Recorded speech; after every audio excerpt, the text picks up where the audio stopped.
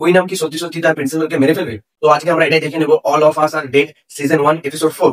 এই এপিসোডে আমরা প্রথমে দেখতে পাই যে একটি ব্লগার কিভাবে একটি গাড়িতে করে এসে সেই লাইভ স্ট্রিমের মাধ্যমে দেখানোর চেষ্টা করে কিভাবে ওইখানে সবাই জঙ্গিতে পরিণত হচ্ছে।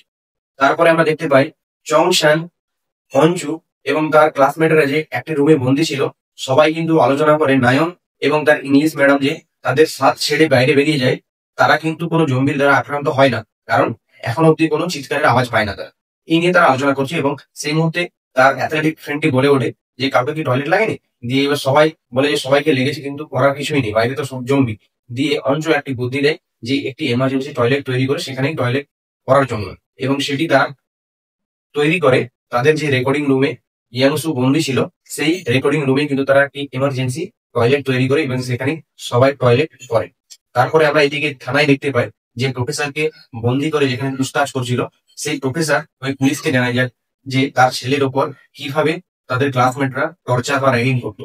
এবং একটি গার্জেন মিটিং এও যখন প্রিন্সিপাল নিয়ে সব গার্জেনদের বসেছিল, সেই মুহূর্তে যখন প্রফেসরের ছেলেকে জিজ্ঞাসা করে যে তার উপর কি সত্যি সত্যি টর্চার করছিল না ফ্রেন্ডরা এমনি ইয়ার্কি আছে, সেখানে কিন্তু প্রফেসরের ছেলে মানতে অস্বীকার করে যে তার ফ্রেন্ড তার উপর টর্চার করছে, কারণ সে জানে যদি সেইখানে সে স্বীকার করে তারপরে কিন্তু তার টর্চারের পরিমাণ আরো বেড়ে যায়।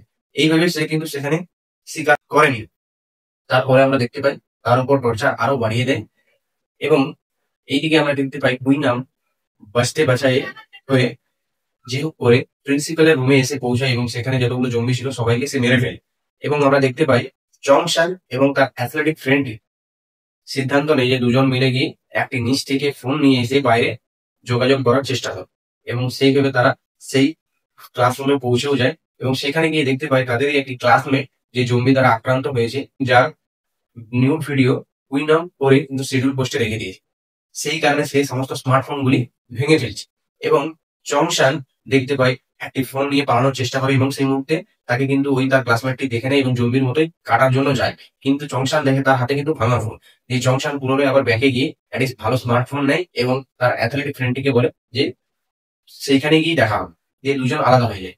এবং চংশান আমরা দেখতে পাই জম্বির হাত থেকে বেঁচে যোগ করে সেও পুনরায় প্রিন্সিপালের রুমে গিয়ে পৌঁছায়, এবং সেখানে কুইনামকে দেখতে পায় যে প্রিন্সিপালকে হাতে পায়ে বেঁধে ফেলে রেখেছে এবং তার কাছে ছুরি আছে। দিয়ে চংশান একটি ভিডিও রেকর্ডিং করে এবং সেখানেই কিন্তু কুইনাম তার প্রিন্সিপালকে কিন্তু ছুরি দিয়ে মেরে ফেলে। দিয়ে এর ফলে আমরা দেখতে পাই কুইনাম এবং চংশানের মধ্যে ফাইট শুরু হয়, এবং এই এপিসোডের শেষে কুইনাম একটি ছুরি চংশানের দিকে ফিকে দেয়। এতটুকুই আমরা দেখতে পাই এই এপিসোডে। এই এপিসোডের রিভিউটি ভালো লাগলে লাইক করবেন, চ্যানেল নতুন থাকলে চ্যানেলটিকে সাবস্ক্রাইব করবেন। ধন্যবাদ।